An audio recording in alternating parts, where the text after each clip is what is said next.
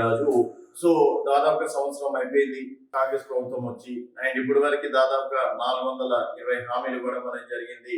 అలాగే 6 గ్యారెంటీలు ఇచ్చారు. 6 గ్యారెంటీల్లో మహాలక్ష్మి పథకం కింద ఫ్రీ బస్ కావచ్చు, తర్వాత 200 యూనిట్ల కరెంట్ కావచ్చు, ఇవి మాత్రమే అమలు అవుతున్నాయి. అలాగే 500 రూపాయల గ్యాస్ కొన్ని చోట్ల అవుతున్నాయి, కొన్ని చోట్ల అవ్వట్లేదు.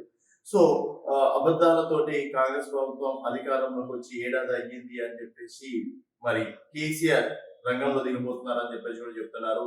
సో జనవరి 1 నుంచి డిఆర్ఎస్ లో నూతన కమిటీలు వేసి కేసీఆర్ ప్రజల లోపలికి వెళ్లే అవకాశాలు ఉన్నాయి. ఎందుకంటే స్థానిక సంస్థల ఎన్నికలు కూడా మాక్సిమం ఫిబ్రవరి మార్చ్ వరకు కంప్లీట్ అయ్యే అవకాశాలు ఎక్కువగా ఉన్నాయి కాబట్టి సో జనవరి నుంచి మరోసారి కేసీఆర్ రంగంలో దిగబోతున్నారు. అండ్ తర్వాత కూడా అసెంబ్లీ సెక్షన్లకు ఇప్పటి వరకు అయితే అటెండ్ కాలేదు. కేవలం ఒక్కసారి మాత్రమే బడ్జెట్ సమావేశాలు అటెండ్ కావడం అనేది జరిగింది.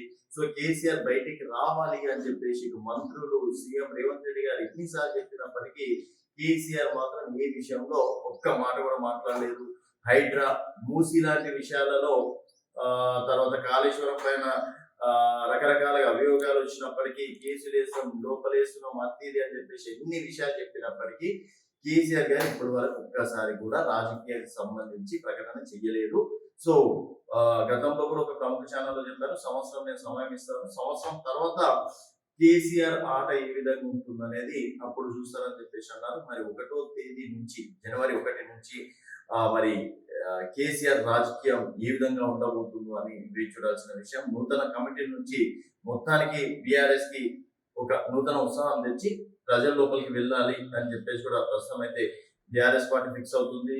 అండ్ ఇప్పటికి ఒక 10 రోజులు సమయం ఇచ్చారు కేటీఆర్ అరెస్ట్ విషయంలో. ఒకవేళ కేటీఆర్ అరెస్ట్ అయినా మొత్తం కేసీఆర్ ఇటు కవిత కావచ్చు, హరీష్ రావుకి బాధ్యతలు ఇచ్చైనా సరే బీఆర్ఎస్ ని మళ్ళీ అంటే ఫార్మల్ తెచ్చే ప్రయత్నాలు అయితే చేస్తున్నారు.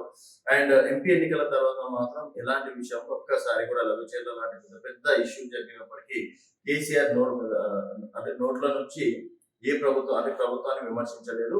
కేటీఆర్, హరీష్ రావు, ఇప్పుడు కవిత కూడా రంగంలో దిగి వీళ్ళు ముగ్గురు మాత్రము రాజకీయంగా ఇటు ప్రభుత్వాన్ని ఎదుర్కొంటున్నారు. చూడాలి మరి కేసీఆర్ వస్తే ఏ విధంగా ఉంటుంది అనేది చూడాల్సిన విషయం. చూస్తూనే ఉండండి తెలంగాణ.